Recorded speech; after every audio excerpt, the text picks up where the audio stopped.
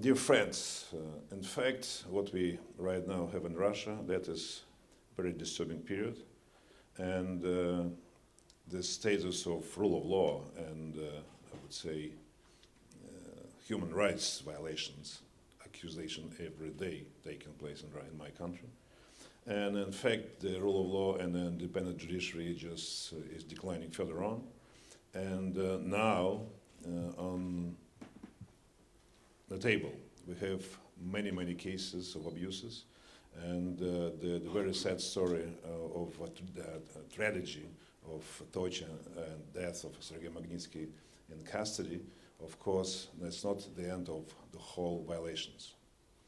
I would like to say that Russia, considered to be a part of Europe, Russia, by constitution, is considered as a democratic country. But what we have in reality, not a single institutional democratic state exists in my country today. Within a short period of time, the institutes of democratic state, all features of democratic states disappeared very quickly. We have no separation of power. We don't have independent judiciary. We don't have free media. We don't have free elections. The main institute which could make people involved in setting up the political course and setting up the government. Why such cases like Sergei Magnitsky and death and other abuses taking place in Russia? Because of these particular trends, on these particular instruments President Putin established in my country so that to keep power, as some people believe, forever. Couldn't last forever. I'd like to believe not, and we do our best just to stop this process. To stop this process through constitutional manner, not through revolution, but through pressing the authority with the special campaigns, like Mr. Browder did United States. And I'd like to congratulate Mr. Browder for successful end of this campaign for justice for Sergei Magnitsky. And it's ended with the Magnitsky Act, which has a very, I would say, thorough implications for Russian violators. That is not an act against my country. That's not a piece of legislation against Russian people. That is a selective limitation of privileges which violators of human rights in Russia now don't have anymore. And therefore, this act touches very deeply and in particular just the whole, I would say, the whole strength of the model Mr. Putin built up. The model is that, for instance, the secret services within FSB, they got a permission to deal with big businesses and have some kind of special transactions for property redistribution in favor of those people they want. And for instance, interior ministries, police, they got a lower level, just in the middle class, etc., and they dealing with this kind of business, this level of business, and having their redistribution of property in their favors. And when these people finally got a feeling that Mr. Putin is not God, he could not save them out of everything. And traveling to United States and traveling to Europe and having transactions in US dollars or in euro, that is a considerable part of their life. And now they started to understand that Mr. Putin cannot save this privilege which they already used to have. And that is very sincere touches their attitude, whether they like to continue to serve in the same manner and violate human rights or not. Moreover, in fact, right now, after Mr. Putin came back to power on his third term, within a short period of time of 100 days on his third term, a number of oppressive legislation were adopted, such as on massive manifestations, on law of libel, law of threat, or just in the media, internet control amendments, etc., etc. And right now, there is a special event campaign of praising NGOs. NGOs in Russia announced just as a foreign spies, and majority of them supposed, under the authorities' view, supposed to be registered with the name foreign agent, which for ordinary Russians look like just special or just not friendly organization. And this process is going on. Some already NGOs they got warning that they will be closed, or just people would be put in jail because of violation of this oppressive piece of legislation. For instance, Association Golos, which is simply a monitor of voting process during elections, now just been pressed to name themselves as a foreign agent. Because the explanation in the law is that every organization which deals with the political activity should be named as foreign agent. And this appeared to be that promotion of rule of law, promotion of human rights protection, promotion of pluralism and democracy, it is written or considered to be by authorities as a political activity. It is the fundamental pillars of European Council. That is the main charter of European Union, of European Council of enlarged Europe, that human rights and political freedoms, that's the basis what getting us together. That's our universal values. And Russia is bound, being a full-fledged member of Council of Europe and also of OSCE, where it's very clearly written down what human rights are about and what democratic institutions are and what free and fair elections means.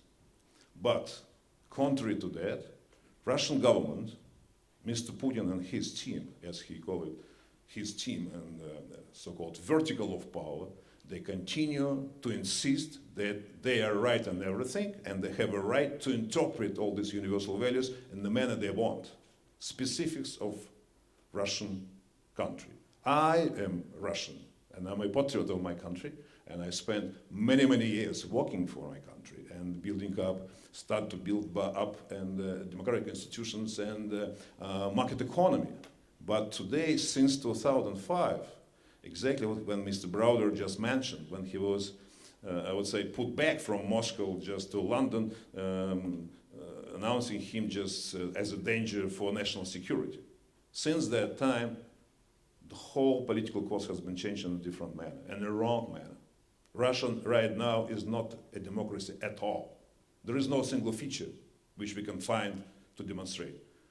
In practice, we have all institutions in paper. To demonstrate to our European friends, Mr. Putin has everything in paper. He has a parliament, which is not a parliament anymore, that's some kind of department of vertical of power. And we don't have judiciary, it's also a department which gets instruction every day just how to trial one or another guy. And we don't have free media. We have a couple of newspapers which allow themselves to openly discuss something, but it's only the overall circulation of newspaper is 100,000 pieces, not more than that. The whole propaganda by central television established for that there is only one person in the country who can save the country, who can fight with those angry and tough Americans who would like, and other dark forces, which according to Mr. Putin propaganda would like to deprive Russia on its sovereignty and take our oil and gas, etc., and make Russians as slaves. That's some kind, I'm a little bit exaggerating, but that's the overall propaganda is determined, concentrated on that level. Again, let me explain why we believe that this campaign of Mr. Browder in the US was successful and very useful, and why we believe that campaign here in Europe, in the European Parliament, in the Parliamentary Assembly of Council of Europe, it's important so that these governments and politicians in the European Union would understand that standing on the values which they devoted to and why they were elected on their positions, that's the basis. And Russia is part of Europe. And it is not allowed to anyone to compromise those principles, those values, those principal positions. And why Russian government, together with Mr. Putin, should be treated with this special ticket, with the special attitude. Why it is allowed, or supposed to be allowed to Mr. Putin to violate human rights and interpret the European Charter of Human Rights and basic freedoms in a manner Mr. Putin wants. European Court of Human Rights, it's overloaded with complaints from Russia. Russia takes place number 1 in all those complaints. 1/3 of all complaints in the European Court of Human Rights from Russia because of violations of human rights. And majority of cases rule out in favor of those complainants. But there is no propaganda, or I would say not propaganda, there is not much information in Russia about those cases. Government quietly paying money, 5,000 euro, 10,000 euro, what is the ruling usually says, but they never implement political aspect. The only implementation of political aspect was last year, when my party, after 3 attempts to get registration, in Russia it means access to elections, finally we got a decision of European Court of Human Rights that not registration of our party was illegal in accordance with the European Charter of Human Rights and basic freedoms. And for Mr. Putin at that time was a dilemma, what to do. Continue to not allow Democrats to participate in elections, just independent party, or just be in breach with international obligations and have a dispute with the Council of Europe, or just do something different. And he chose on the second version. He registered us, but now we're facing with other problems. Other problems that all business people in the regions where we're going to participate in elections this coming September just already informed. Despite of the fact that the party got registration and access to elections, you should not work with them. Otherwise you can lose your assets and maybe you will face with bigger problems. For that we have other parties, some kind of imitation of parties. For instance, the party of Mr. Prokhorov, billionaire, just the best liberal Mr. Putin had developed for the Russians, or Yabloko party, which is more human rights oriented, but also to a certain extent within the frame of Kremlin rules, but not for us. That is the reality what we have now at the moment. But coming back to Magnitsky case, that's important. So if here in Europe, politicians, civil society would stand strongly on universal values, human rights and basic freedoms, I think that is an obligation of everyone, especially of politicians. Because, as I said, they were elected because they have devoted strongly to those values. And Russia should be treated as a normal democratic state. Normal democratic state, it means if the government of my country violates international obligations, this government should know about that. And these limitations, but not again even for the government, as limitation not for Russian people, not for the country, for violators of human rights. Those people who involved in the torture and death of Sergei Magnitsky and others. For instance, those people who fabricated and put to jail just girls on group Pussy Riot, which already a year in prison. Or last year, a year ago, we had a massive 100,000 people demonstration in the streets of Moscow. And it was provocation of the authorities, and then these people, our activists were beaten there and put in jail. Now 15 people in jail, already almost a year. And they continue to be under just big pressure. The trial will start very soon. And we hope just European Parliament and other European politicians will stand up and make their voice. Very soon, with our ALDE group in the European Parliament, we had hearings in the beginning of June on political prisoners. All of them should be considered the political prisoners. That is the case. Sergei Magnitsky was there, political prisoner. Khodorkovsky, who is 10 years out of 50 years, he getting anniversary this month, 10 years in prison, political prisoner. These people, manifestators of 6th of May and Bolotny Square, as we call it in Moscow, political prisoners. We, my party, arranged a special independent public investigation of those events of May 6, 2012.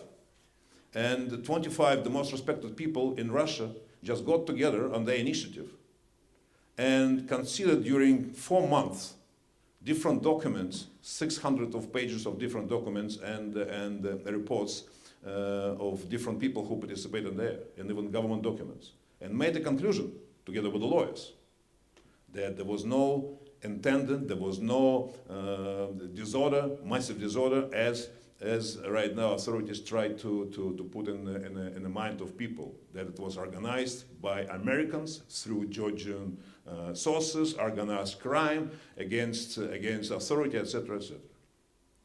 The major point was 6th of May was day prior inauguration of Mr. Putin for the third illegal term of his being in office.